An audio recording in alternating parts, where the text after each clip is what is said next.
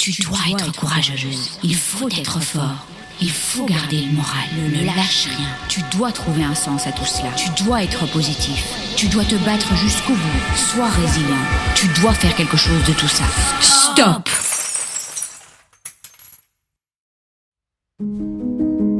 Et si on brisait le cercle de ces injonctions incessantes?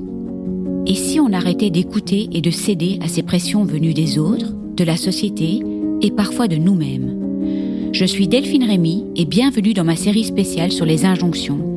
Une série pour questionner, réfléchir et surtout se libérer. Pas de pression, pas de il faut, pas de tu dois. Ici, on prend le temps de se poser, le temps de déconstruire et surtout le temps d'être doux avec soi-même.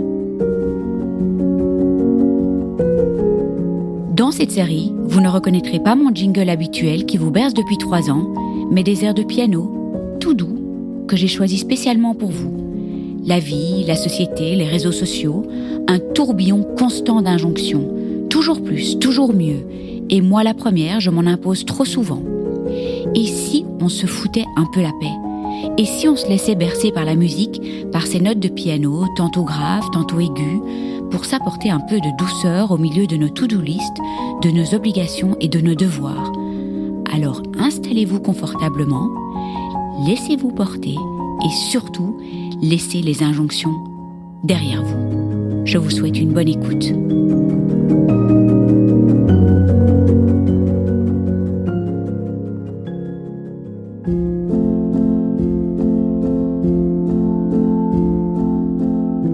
Pour cet épisode, j'ai choisi un morceau qui s'intitule Anyone Else. La traduction en français pourrait être quelqu'un d'autre. Et pourtant, tout dans ce morceau, dans sa légèreté, ses notes qui semblent flotter dans l'air, évoque le fait d'être pleinement soi-même, d'accepter sa singularité et ses nuances, plutôt que d'essayer de correspondre à des attentes extérieures. Ces notes délicates, presque aériennes, me font penser à des pas feutrés sur de la ouate, où chaque son semble murmurer « Et si pour une fois, tu n'étais personne d'autre que toi ?» Dans le contexte de cet épisode, ce morceau résonne magnifiquement avec notre réflexion sur cette injonction à accepter ce qui est. Accepter ce qui est, oui, mais seulement si cela fait sens pour soi, pas parce qu'un autre nous l'impose. Bienvenue dans ce nouvel épisode où on va aborder une de ces injonctions qu'on entend à tout bout de champ, accepte ce qui est. Cette phrase est tellement souvent présentée comme une forme ultime de sagesse, mais pourtant, elle peut être un solide fardeau. Allez, zo, prenons le temps de déconstruire cette idée ensemble.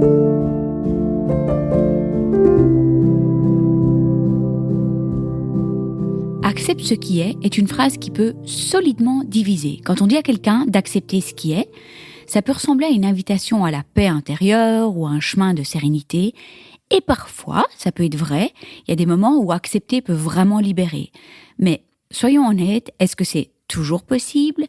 Est-ce que c'est toujours souhaitable aussi en fait? Si vous venez d'apprendre une terrible nouvelle, si vous faites face à une perte ou à une épreuve qu'on pourrait dire insurmontable, est-ce que c'est réaliste de dire « accepte ce qui est » ? Pas dans l'immédiat bien sûr, mais même quelque temps après, est-ce que c'est encore réaliste? Est-ce que cette phrase ne devient pas dans ces moments-là une sorte de poids supplémentaire? Moi j'ai envie de dire oui. Parfois, cette injonction arrive vraiment au mauvais moment et au lieu d'aider, elle écrase complètement. Parce que accepter ce qui est, c'est pas juste une décision qu'on prend du jour au lendemain et puis parfois c'est une décision qu'on prend jamais et on va analyser quelques situations.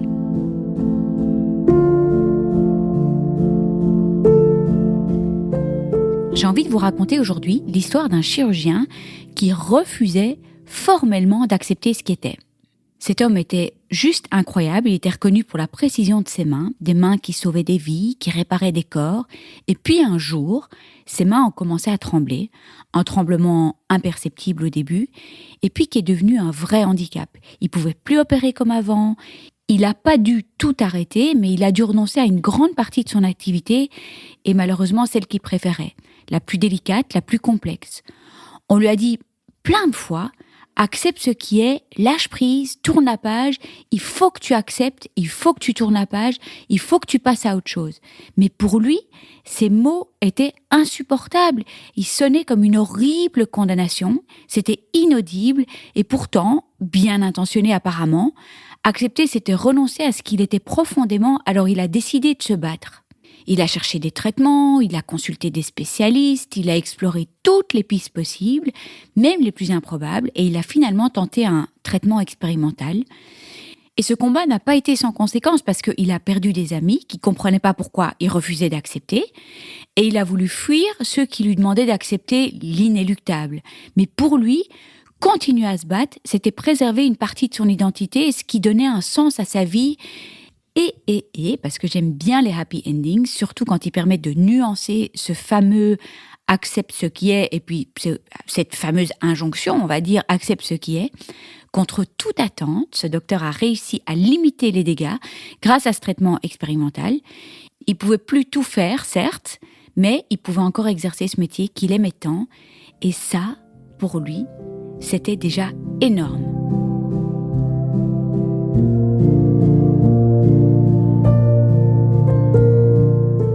Et si on parlait de se battre jusqu'au bout, par opposition à accepter ce qui est? Je pense à 2 personnes aussi que j'ai connues. Alors j'ai changé les noms pour respecter l'anonymat. C'est Lucas et Lucie, 2 jeunes patients qui savaient que leur maladie évoluait à grands pas. Les possibilités de traitement devenaient hyper maigres. Est-ce que accepte ce qui est, trouve la paix, a toute sa place pour ces 2 patients? C'est hyper délicat. Comme une injonction, c'est juste pas possible. Lucie n'acceptait rien du tout. Pour elle, chaque jour était un défi. Elle voulait rester debout pour ses enfants, pour elle-même. Peut-être une forme de déni, mais peu importe en fait. C'était sa manière de rester dans la vie et ça lui appartient, ça lui appartenait. Lucas, idem. L'espoir les maintenait en vie, dans la vie, j'ai envie de dire, et on peut tellement bien comprendre ça.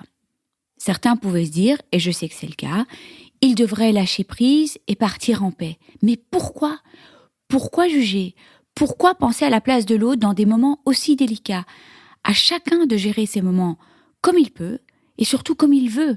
Pour Lucie et Lucas, se battre jusqu'au bout, c'était leur façon de vivre pleinement jusqu'à la dernière seconde.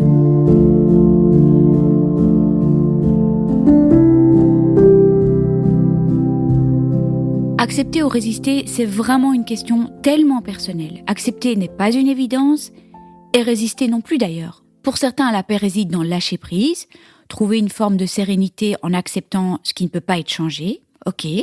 Pour d'autres, elle est dans le combat, dans le refus d'abandonner, même quand tout semble perdu de l'extérieur. Mais pour la personne qui se bat, il y a toujours une forme d'espoir et on doit respecter ça. Et vous savez quoi ? Les 2, en fait. Accepter, résister, les 2 sont valables. Les 2 sont tout à fait légitimes. Ce qui ne l'est pas, mais pas du tout, c'est d'imposer une vision unique à qui que ce soit, comme dire à quelqu'un de lâcher prise quand il n'est pas prêt, ou au contraire de continuer à se battre quand il n'en peut plus. Quel est l'équilibre entre accepter et résister ? Et c'est vrai qu'on a pris des exemples un peu extrêmes, mais on peut imaginer plein de situations. Une séparation, un licenciement, une trahison. La vérité, c'est que la vie, elle est bien plus nuancée que ces injonctions simplistes et des visions uniques. Parfois, accepter est une libération, parfois c'est une prison. Et si on disait que parfois, il faut un mélange des 2, accepter certaines choses, mais refuser d'en accepter d'autres, trouver son propre équilibre entre le lâcher-prise et la résistance.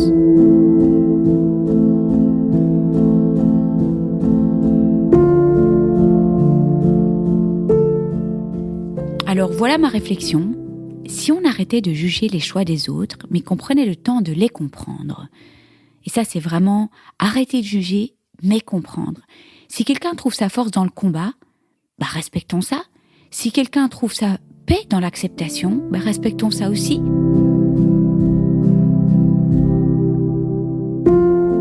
Accepter ou résister, c'est vraiment un chemin tellement intime, un chemin que chacun doit tracer à sa manière, et puis qui sera peut-être totalement différent à différents moments de la vie et en fonction des circonstances.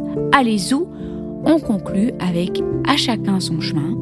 Alors la prochaine fois que vous entendrez quelqu'un dire « accepte ce qui est », peut-être pourriez-vous faire une petite suggestion plus appropriée Et si on remplaçait le « accepte ce qui est » par « comment tu te sens aujourd'hui ?